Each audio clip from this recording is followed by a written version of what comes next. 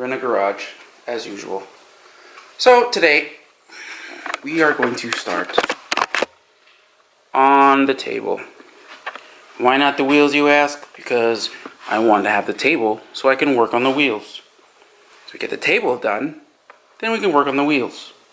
Because I'm not bending down to work on the wheels without a table.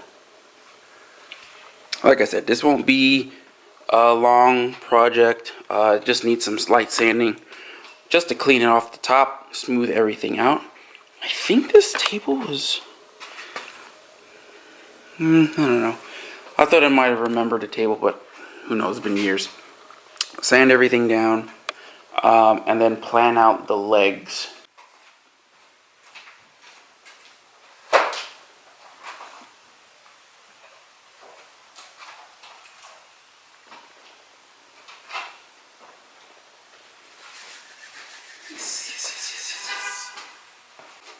Oh my.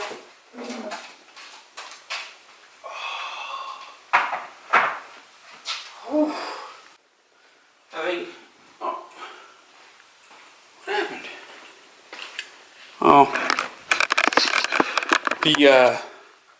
That tabletop has got to weigh at least, it feels like 50, 60 pounds? It's very heavy, very solid. You'd think it'd be light because it looks like fiberboard, but no, that bad boy is solid and heavy. Alright. As you can see, a whole lot better. Whole lot better. It went through 4 pads, 2 on each half pretty much. It's nice in. Now like majority of the stuff is over. I'll go over it with, I think I have a 220 and get it nice and a little bit smoother.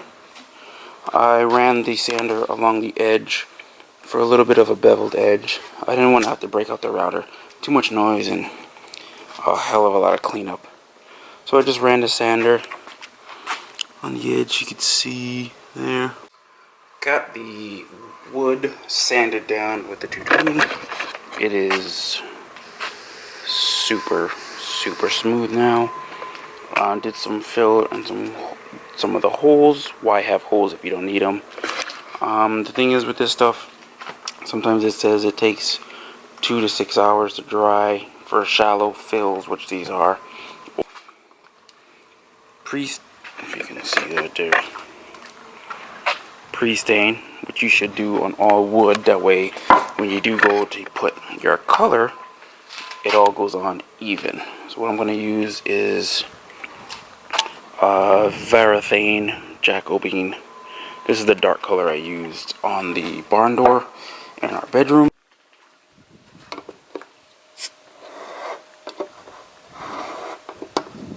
Stick. Make sure you always mix out the away brush. And then you just keep on going. Pretty much do the whole piece, let it dry, and then you're good to go. Pre-stain laid down. As you can see, it's starting to dry up already. All the areas. Table's looking really good, man. Hit the edges too. We'll lay down this first layer of stain. See how good it takes the color. Alright, we have the table. It is looking real good. I'm not gonna lose my lunch over those 4 holes. This is going to be a work table, but I did try. But I think the wood filler shrunk a little bit when the glue hit it, but no big deal. This still is a solid piece. The stain took really well. I put 2 coats of stain on it, and then I'll let the second coat sit for about 10 minutes, and then wiped it off so it wouldn't get too much darker or have any dark wet spots, kinda like that one right there. I grabbed a small can of clear gloss urethane and a fancy brush so you don't have any stragglers. What I mean by stragglers, you don't want any of the brushes to come loose and stay on your table. So just Minwax, fast drying polyurethane clear gauze. I was gonna go with semi, but I kind of really like that deep. I think that deep clear is gonna look really good and bring out the color. I didn't realize it was gonna be so small, the opening. Get a dip in and just brush it on.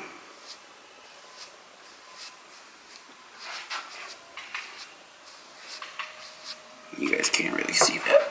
Let me show you.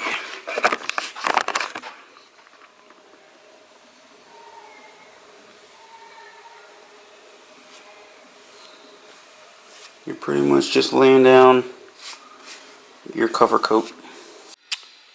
First coat is laid. Don't even try it, flies. First coat is laid down, top and edges. It looks nice and glossy. I still think I'm gonna have a little bit of texture on the table, but I'm not really that worried about it. What I could always do is go back later on, and then obviously I'm gonna lay down a second coat for even more thickness and more durability. And then if I ever need to, I can just like sand it back smooth one last time and then reapply. What's up, guys? It is Greg. We are back in the garage for another video, another vlog, or more or less a continuation of our workbench. Now, from what I've seen on YouTube, the benches and tables that these guys have been making were like 4x8, like huge, big monstrosities, and right now I don't need one of those. This will do actually pretty good, I think, for my needs and purposes for a while, and this one's only 5 foot long. So the measurements and stuff that they're doing on their tables is a little bit different. And to get the height that I need, which is about 36 inches, I'm going to have to manipulate how I did the legs. Like, it'll be 2 wider and then 2 a little bit narrower, so when they fold, they'll miss each other, if you understand what I'm saying. That way I'll have the length when the legs are spread out like this, and I'll still be able to have a good work height on this table. Which this table may eventually just be the table that stays underneath the shelving when I build my whole situation going on over here. And then later on I will build a much bigger table to the 8 foot length with all the bells and whistles and all that jazz. So right now what I'm doing, you guys call me, I cut the wood for all the legs already. I'm getting ready to glue them and screw them together. I'm using 2x4s, cut to 30 inches long.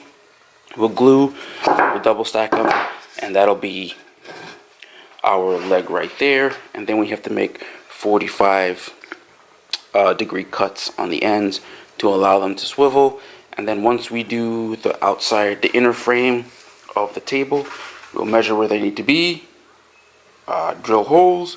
Hopefully we get the pivot right, because the hole needs to be off center, and then we'll go from there with bracing and everything else like that. So let me glue and screw these legs together, and then I'll catch up back with you guys in a second. I figured this would be a good spot to show you where I'm at right now. Excuse me. Legs have the underside skeleton, or whatever you want to call it, built. Now with the legs being this long, obviously when they rotate down, that's gonna be bad. So what I'm gonna do is try and see if I can fab something up where I can have the inner and then outer legs fold in like that, and then I'll stagger them, obviously. So we'll have, for stability, the one over here,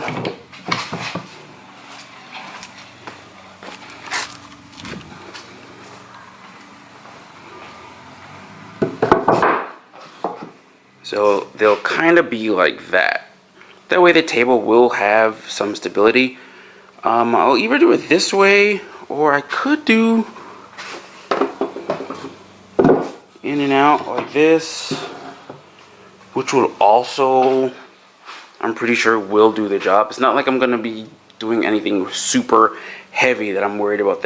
It just needs to roll, and with the casters it's gonna roll fine. I might end up doing this just for looks.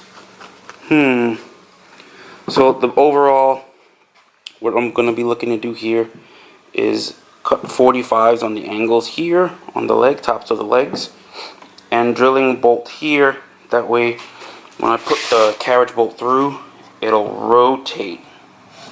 Maybe back here, it'll rotate, and obviously with the 45 missing, it'll rotate and lock into place right here, and then rotate back down. So that's the idea. Do that here, there, there, and there. And once those are situated, I can then add bracing that goes across each leg. A lot of time has passed, and after one trip to Ace Hardware, the table is just about complete. I didn't go through and go show every little step of the way because, I mean, you can just Google folding work table, workbench, and then you can find those videos on YouTube. Like I said, I didn't have all the exact measurements for like the bolts and stuff, but this is what I came up with. It is level. This is a spreader bar, so you just knock that out, and I'll find a way to store that somewhere. But basically, then you can fold your legs, and then there's your table. It's about probably 6 to 7 inches thick, and it will be up against the wall. And when I do want to use it, all I need to do is pull it up, pull up the legs, pop the spreader bar in. Was this the one? Yeah. Hold on. Hard to do with the camera. Boom. Pop the spreader bar in pretty much like that. There's a staple on the end of that one. And then it's 30. I'll put casters on, all 4, and then the spreader bar will probably rest right here. Now the thing I need to do, once I get the casters, measure it up against whichever wall it's gonna be mounted, and we'll mount a bar, a 2x4, like there, and then we'll roll the table up against that part, and it should catch right something like this, and then we'll be able to flip the table up onto the wall, and then I'll make a locking mechanism up here which will lock the table in place and just keep it and just hold it there. So I'm super happy with the way it came out. Like I said, it's not 100% perfect, and it's not going to look pretty like the ones on YouTube, but it will 100% get the job done. Alright, we're back, took a shower, got cleaned up. I didn't clean up the mess, I'll do that tomorrow or whatever, but I did want to show you, before the battery died, I wanted to show you guys that the table is done. Never mind that, those are plans for the cabinets that are going there.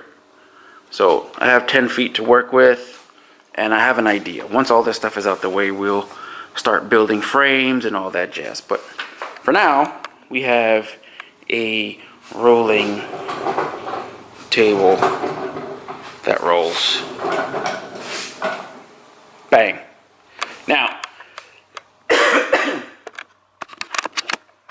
Now, preliminarily, I thought this table would fit here with this space because it looks like it would, with the 2 cabinets on the sides. But if I did that, the cabinets would be extra narrow. They'd be like 2 feet or 2.5 feet, and that's no space at all. So I reworked everything, talking to Hector, giving, bouncing ideas off of him. So what I'm gonna do now is it'll be 1 cabinet in the corner, about 3 feet wide, 36 inches, and then 3-foot one over this side, and then in the middle we'll do 2 large hanging cabinets in the middle, right there. If you can picture that. And then with the lower part of my toolbox in the middle, over to one side, build a walk table that goes across that. That way I can sit next to that and have the top toolbox on top of the shelf and still have about 3 feet of working space right there. I don't need that much because I will have a table, and if this table does not work out and I do eventually need a bigger one, I don't know, I could always sell it or give it away to somebody or whatever and then build a bigger one. But I probably won't have that much space to store it, because whatever space is here, it's probably going to end up here, to be honest. So, you know. So that's my plan. That's my plan. Starting probably next weekend, I'm gonna start grabbing some 2x4s, stacking them up in the garage, letting them dry out, get acclimated to the humidity of being outside, because you need to do that because they're climate controlled in Home Depot. And if you start building, as soon as you get the wood, once they soak up moisture, they tend to bend and twist. So what you do is you leave them out here, you let them do what they're gonna do, give them about a week, and then once they're done, then you can start working with what you got. Hopefully they don't bend and flex too much. I am partial to this sweet wood here that's like, I think it's pine. It's real like pine wood. It's real light and stuff. But they don't make those in 2x4s at Home Depot. Maybe I'll check Lowe's. But either way, there'll be 2x4s. I'll build 2 frames for the cabinets and then 1 frame for the hanging cabinet. And after I frame it out, plywood to cover. So that's it for this garage build portion and this vlog. We're getting there. We're not there yet, but we are getting there. I have so much stuff to do in here.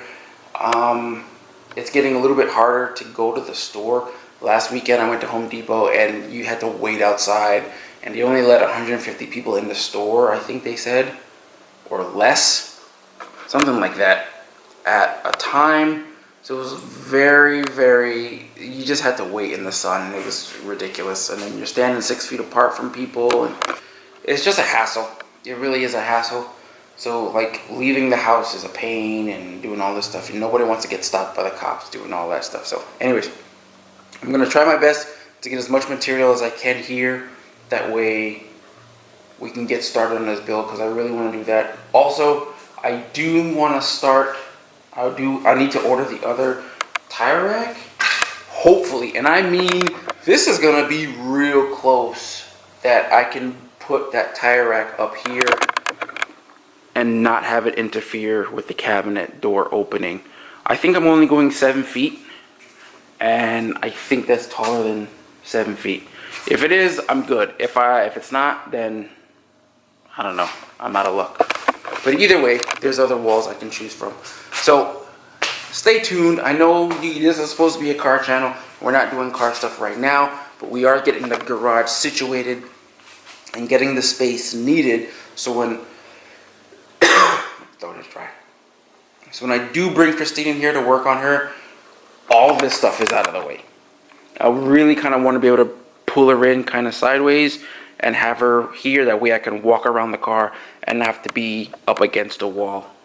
That's just not comfortable. So I want to be able to pull her in and come at an angle like this. So all this stuff needs to be gone. So once I build all the shelving and all that other stuff, this area will be nice and clear. And then we can start pulling her apart. Because I can almost guarantee that the barbecue is not going to happen this year. Well, let me not say this year. It will not happen in May like originally slated because of Corona, blah, blah, blah. But it will probably happen later on this fall if everything is open and everything's up and running. So before I keep on rambling and keep boring you guys to death, thank you so much for sticking with me. We have a lot of plans going. And trust me, if you like to see any of these plans, or you need any help with building or decking out your garage and you want to have more space, hit me up. I have no problem with that. Also, drop some questions down in the comments below, or hit me up on Instagram. Don't feel any kind of ways of shooting a DM. I get them pretty much every single day, and I try to help as many of you out as I can from what I know. And that's it, man. So until next time, stay safe, and I'll see you guys in the garage. Peace.